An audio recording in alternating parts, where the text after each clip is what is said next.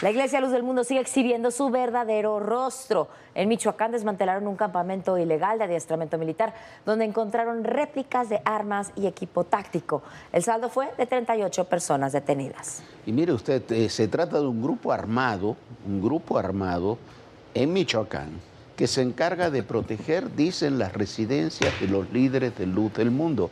Por supuesto, es un grupo absolutamente ilegal. Algunos de ellos, como en las casas de su líder, Nazón Joaquín García, acusados de abuso y trata, no están acusados. Nazón Joaquín no está acusado, sí está acusado en Nueva York, está condenado, tiene una condena de 16 años de prisión en Los Ángeles por este delito y ha comenzado un juicio con muchos más testigos y muchos más testimonios por este tema en Nueva York. Pero además, este grupo de 38 personas haciendo entrenamiento militar, es un grupo paramilitar.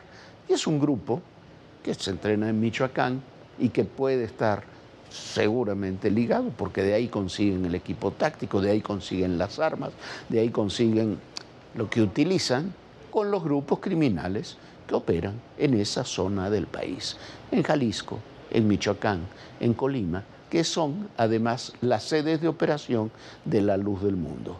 Sigue asombrándome que fuera de esta detención, que vi por las autoridades que se los haya detenido, no hay procesos contra Nazón Joaquín y contra Luz del Mundo por los mismos delitos que están condenados y acusados en los Estados Unidos. Los mismos delitos que si cometían en Estados Unidos, cometieron también en México.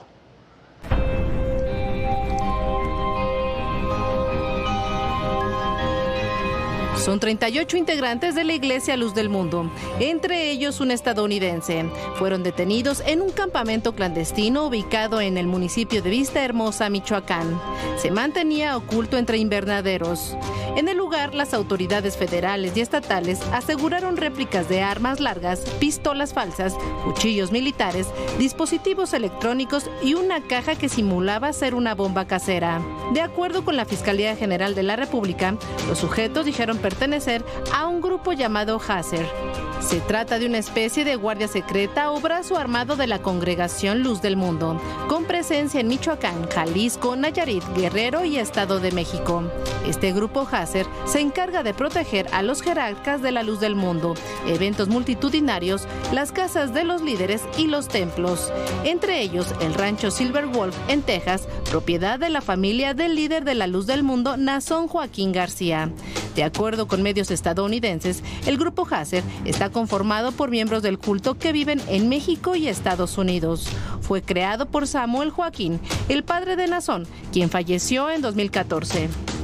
Entonces le decían la Guardia de Jericó, porque resguardaban la casa de Samuel Joaquín, ubicada sobre la calle del mismo nombre en la colonia Hermosa, provincia de Guadalajara, Jalisco, donde se encuentra la principal sede de la Luz del Mundo.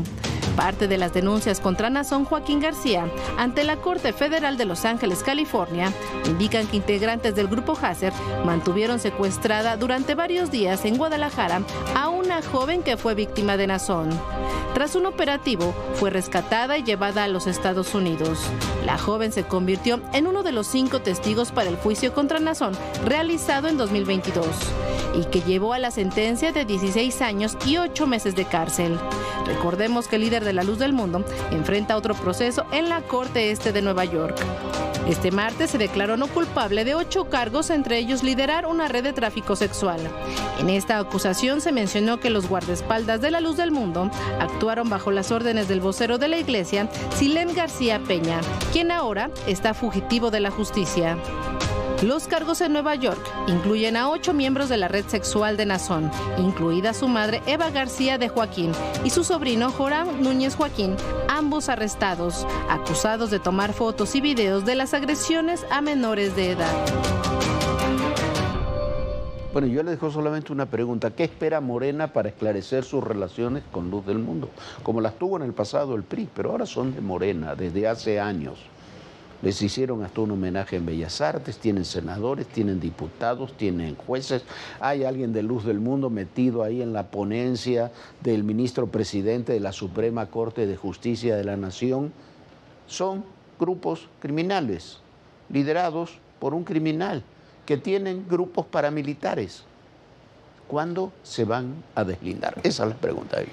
Bueno, ¿cuándo se van a deslindar? La Luz del Mundo es un grupo que genera y le da muchísimos votos al partido con quien estén aliados, bueno, y en este caso es en Morena. Y no se termina de esclarecer lo sucedido ayer en Culiacán, cuando fue atacada por un grupo de sicarios la camioneta en la que se transportaba la nieta del gobernador de Sinaloa, Rubén Rocha Moya, y en el que resultaron heridos dos de sus custodios que protegían a la niña. Muy cerca de ese lugar apareció muerto un joven que se presume era uno de los sicarios que estaba herido, que resultó herido en este enfrentamiento. Mire, mientras todo eso ocurría, estaba reunido en Culiacán el Gabinete de Seguridad Federal con el propio gobernador Rocha. Algo similar ocurrió en Tabasco durante la visita el fin de semana pasado de la presidenta Sheinbaum, donde mientras estaba la presidenta se sucedieron enfrentamientos, bloqueos en forma simultánea con la gira presidencial. Mire, en política difícilmente hay casualidades y cuando se cruzan la política y la inseguridad y la violencia, menos aún hay que creer en las casualidades. En menos de 24 horas avanzaron las investigaciones sobre el ataque que involucra un vehículo del gobernador de Sinaloa, Rubén Rocha. Al momento de la agresión, la camioneta era conducida por un escolta. A bordo también viajaban la nieta del gobernador y otro custodio. Según el Gabinete de Seguridad, el móvil principal sería el robo del vehículo, aunque no se descartan otras líneas de investigación. El gobernador Rocha publicó en redes sociales que se trató de un intento de despojo de la camioneta, que su nieta resultó ilesa y que los agentes lesionados recibían atención médica. El estado de salud de uno de los elementos de la Dirección de Servicios de Protección de Sinaloa es delicado. El otro resultó con heridas leves. En el intercambio de disparos, un autobús de pasajeros que transitaba por el lugar fue alcanzado por las balas sin que se registraran personas heridas. La camioneta está asignada a la hija de Rubén Rocha, Eneida Rocha Ruiz. Cerca del incidente, se encontró el cuerpo de una persona que habría sido uno de los gatilleros, pero al ser herido por los escoltas intentó huir a pie. Sin embargo, debido a sus lesiones, cayó grave a un lado de la vialidad. Después intentó ocultarse en la maleza, donde finalmente murió. El joven fue identificado como Irving Yair, alias El Chuchú, originario del municipio de El Dorado. Medios locales señalaron que este sujeto estaba bajo las órdenes de Paul Moreno El Men, comandante de la facción de la Malliza. Las autoridades no han confirmado la participación del joven de 20 años en el ataque. El Gabinete de Seguridad se encontraba el martes en Culiacán. Sin embargo, cuando se reportó el ataque, ya habían regresado a la Ciudad de México. Sandino, coche, Dios, camioneta.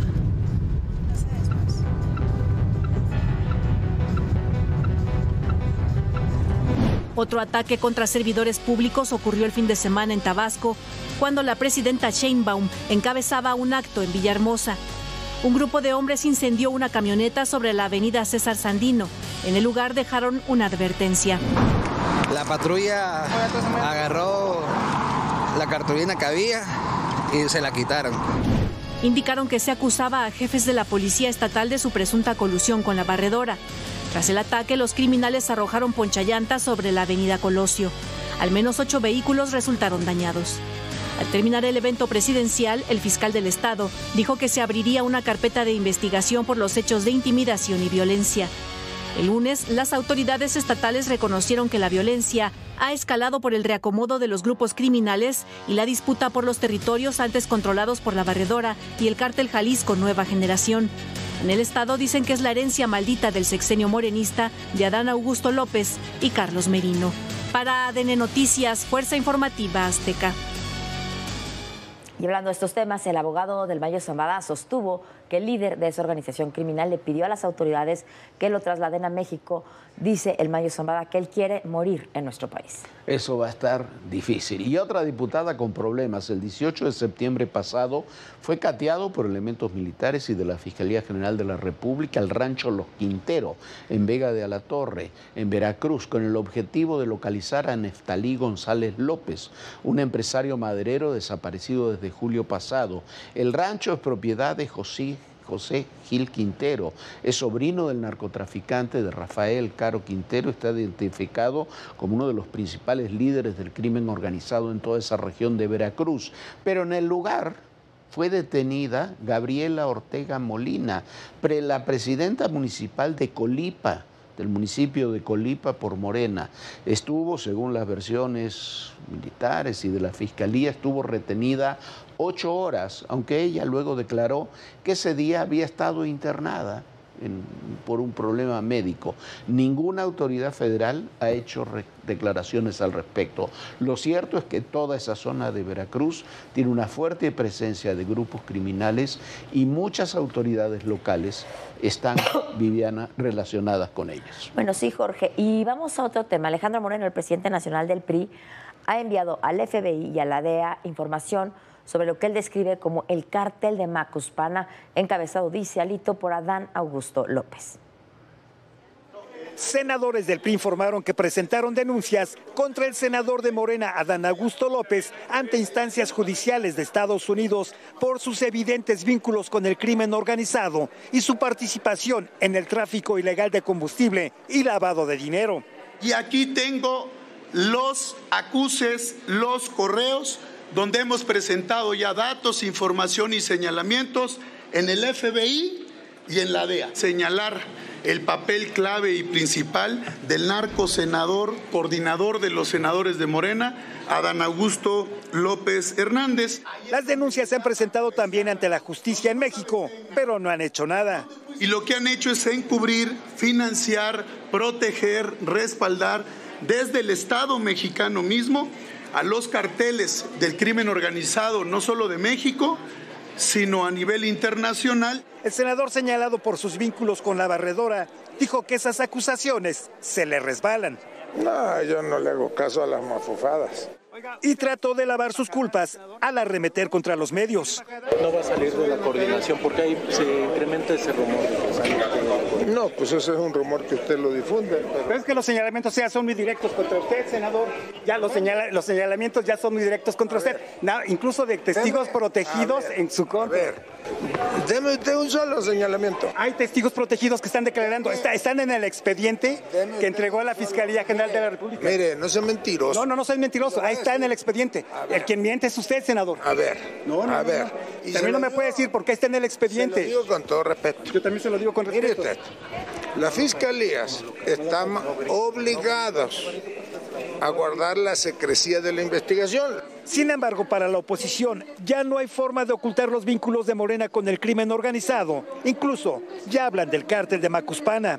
Hay que decirlo, es el cártel de Macuspana de López Obrador, el gran encubridor de criminales y terroristas. Fíjense ustedes, gobernadores, su jefe de oficina, su secretario de Marina, su operador y hermano personal, el narcosenador Adán Augusto López Hernández, el fraude de Sedalmex, el Andy, que es un corrupto, Carmona, toda la familia, toda la parentela que está aquí metida. Gerardo Segura, Fuerza Informativa Azteca. Bueno, ahí está la denuncia. Y en una historia que hemos investigado, miren, lo hemos investigado aquí durante muchos años lo hemos denunciado, lo hemos presentado. El Departamento de Estado y del Tesoro de los Estados Unidos sigue avanzando en la investigación de los personajes ligados con el cártel Jalisco Nueva Generación que han realizado en Jalisco y en Nayarit fraudes con propiedades de tiempos compartidos. También han robado propiedades. Es escandaloso lo que se ha hecho ahí durante mucho tiempo. Juan Carlos Montero Pinzón está señalado como una de las cabezas de esa estructura criminal. Fue declarado como terrorista por las autoridades estadounidenses que dicen que está prófugo. La administración Trump no quita el dedo del renglón y continúa emitiendo sanciones contra integrantes del cártel Jalisco Nueva Generación, vinculados a un esquema de fraude por la compraventa de tiempos compartidos, con el que han engañado a miles de estadounidenses. En esta ocasión, el Departamento de Justicia de la Unión Americana acusó formalmente a Julio César Montero Pinzón, alias El Tarjetas, miembro de alto rango del cártel Jalisco, y a su media hermana Griselda Margarita Arredondo Pinzón, por por sus roles en un esquema de fraude internacional organizado y controlado por el grupo criminal, que tenía como objetivo ciudadanos estadounidenses propietarios de tiempos compartidos en México. Además, están acusados de conspiración para cometer fraude electrónico y lavado de dinero. En el caso del Tarjetas, también es señalado de proporcionar apoyo material a una organización terrorista extranjera. De acuerdo con el FBI, este esquema de fraude se extendió en todo el mundo y explotó a miles de víctimas, lo que refleja la evolución del Cártel Jalisco Nueva Generación en el desarrollo de diversos mecanismos de financiamiento criminal. El 13 de agosto, el Departamento del Tesoro emitió una serie de sanciones contra personas y empresas vinculadas a este mismo esquema de fraude en Puerto Vallarta, operado por el Cártel Jalisco. En esa ocasión fueron 4 personas y 13 empresas mexicanas. Entre 2019 y 2023, casi 6,000 víctimas reportaron pérdidas cercanas a $300 millones. El fraude se hace a través de llamadas y correos de supuestos abogados o representantes, quienes solicitan el pago de impuestos y comisiones. En varios casos, las víctimas vuelven a ser engañadas con la promesa de recuperar su dinero. I received a call from someone who offered to help recover my stolen money in the U.S. and Mexico, but again asked for upfront money to represent me and to cover taxes. I immediately realized this was a fraud and refused his offer. But the scammer got more aggressive and accused me of money laundering to try and intimidate me to send more money. Una de las personas sancionadas en esa ocasión fue el mismo Julio César Montero Pinzón, alias El Tarjetas, además de Carlos Andrés Rivera Varela, alias La Firma, y Francisco Javier Gudiño Aro, alias La Gallina. Los 3 integrantes del Cártel Jalisco operan en Puerto Vallarta, donde orquestan asesinatos de rivales y políticos. Todo personal ha documentado los despojos a empresarios y fraudes de tiempos compartidos desde que Edgar Beitia era fiscal de Nayarit. Uno de ellos, el de Eduardo Valencia, quien denunció el robo de su patrimonio, el condominio Flamingos Aqua, Nuevo Vallarta. Tras su denuncia, fue acusado de delincuencia organizada, fraude, lavado de dinero y despojo de inmuebles. Cuando lo encarcelaron ilegalmente, fue amenazado, incluso intentaron asesinarlo. Beitia, apodado El Diablo, fue detenido y sentenciado en septiembre de 2019 a 20 años de prisión en Estados Unidos. El exfiscal torturó a sus víctimas, asesinó, secuestró, despojó y facilitó la operación del Cártel Jalisco en la región. Actualmente se desconoce su paradero, no está en los registros del Buró de Prisiones de Estados Unidos y aún enfrenta acusaciones en Nayarit. Y fuerzas federales detuvieron en Uriangato, Guanajuato, a Genaro N., alias El Silencio o El Manotas. Era un objetivo prioritario y presunto generador de violencia en Michoacán y Guanajuato. Es el segundo al mando, según dicen las autoridades, del Cártel Jalisco Nueva Generación en toda esta región del Bajío, y se le relaciona con la privación de la libertad de 2 agentes de la Secretaría de Seguridad y Protección Ciudadana. Esto ocurrido el pasado 4 de septiembre. Sí, al mismo tiempo en Dallas se dio un enfrentamiento armado en un centro de reclusión para migrantes del ICE que ha dejado muertos y heridos. La violencia volvió a cimbrar a Texas. Esta vez fue en un centro de servicio de inmigración y control de aduanas ICE en Dallas. Testigos narraron que el tirador comenzó a disparar desde lo alto de un edificio. El sospechoso fue identificado como Joshua Yan, de 29 años. Fue hallado en la azotea desde donde se presume realizó los disparos contra la agencia federal. Según su hermano, Joshua no tenía intereses políticos y se encontraba desempleado. Había sido arrestado por portación de marihuana en 2016 y fue detenido el año pasado, pero quedó en libertad condicional. Además del agresor, un migrante murió, mientras que 2 más permanecen heridos, entre ellos un mexicano que es reportado en estado grave. Ningún agente resultó lesionado. Donald Trump culpó a la izquierda radical de incitar a la violencia. En una publicación en su plataforma Truth Social, Trump afirmó que el atacante había escrito anti-ICE en su munición. Su vicepresidente J.D. Vance lo secundó y exigió parar la retórica. Law enforcement, they were politically motivated to go after people who are enforcing our border. And I think that is the most disgusting thing. The very people who keep us safe ought to be honored and protected and praised by Democrats and Republicans alike. El director del ICE también pidió frenar el odio en redes sociales. This is the second time I've had to stand in front of you and talk about a shooter at one of my facilities. There are people out there who are seeing what is being placed online, and they're coming and they're doing acts of violence against ICE employees. Este es el tercer ataque similar en lo que va del año en Texas. En julio, 10 personas participaron en un tiroteo frente a un centro de detención de migrantes en Alvarado, que dejó a un policía herido. En ese momento, el Departamento de Justicia consideró la agresión como un ataque organizado. Esto debido a las redadas realizadas contra migrantes que no contaban con documentos. Ese mismo mes, agentes federales mataron a un hombre que disparó contra un edificio de la patrulla fronteriza en McAllen, donde se generó un tiroteo cruzado que dejó al menos un herido. Y una buena noticia, ayer se reanudó el show televisivo del conocido humorista Jimmy Kimmel, quien había sido suspendido la semana pasada por los comentarios hechos sobre el asesinato del influencer Charlie Kirk. Esto es lo que había dicho Jimmy Kimmel y por lo cual fue suspendido. With the MAGA gang desperately trying to characterize this kid who murdered Charlie Kirk as anything other than one of them and doing everything they can to score political points from it. In between the finger pointing, there was grieving. On Friday, the White House flew the flags at half staff, which got some criticism. But on a human level, you can see how hard the president is taking this. How are you holding up over the last day and a half, sir? I think very good. And by the way, right there, you see all the trucks? They've just started construction of the new ballroom for the White House, which is something they've been trying to get, as you know, for about 150 years. And it's going to be a beauty. Yes. He's at the fourth stage of grief, construction. Demolition, construction. This is not how an adult grieves the murder of someone he called a friend. Tiene toda la razón, Jimmy Kimmel. Así no se llora la muerte de alguien que se supone cercano, que se lleva incluso a una situación de duelo nacional.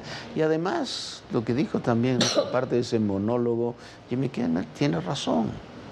El asesino es injustificable, el asesinato de quien sea, pero el asesino no viene de la izquierda radical, viene de una familia de mormones, está en toda la familia afiliado al Partido Republicano, son partidarios de las armas, y por alguna razón que no sabemos, decidió atacar a este reconocido influencer de la derecha estadounidense, algo similar a quien atacó hoy ese centro de reclusión de ICE. Lo cierto es que hubo un enorme movimiento de solidaridad con Jimmy Kimmel, incluso entre los propios trabajadores de la cadena ABC, que es propiedad de Disney, y ayer se reanudó la transmisión del show.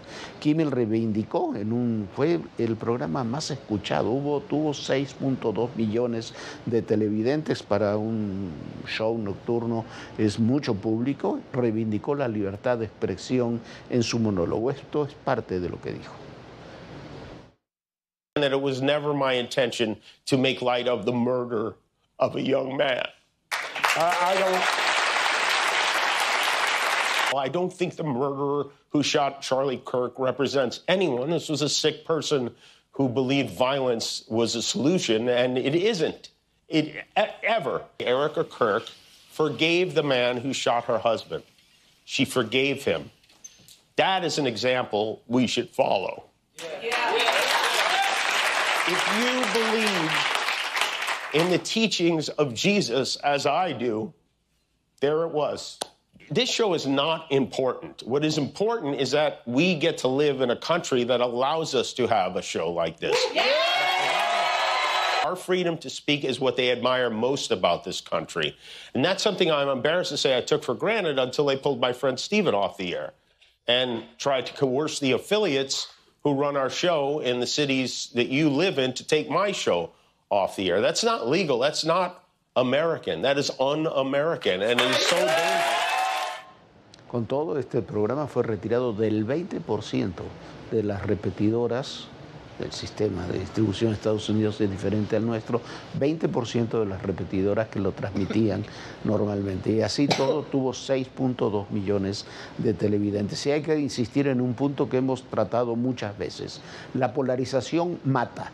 Las palabras, cuando están en un marco de polarización, matan.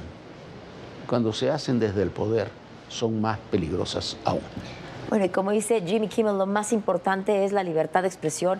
Este show importa, pero lo que más importa es la libertad de expresión de los comunicadores. En un país como Estados Unidos, por supuesto, siempre ha sido importantísima la libertad de expresión.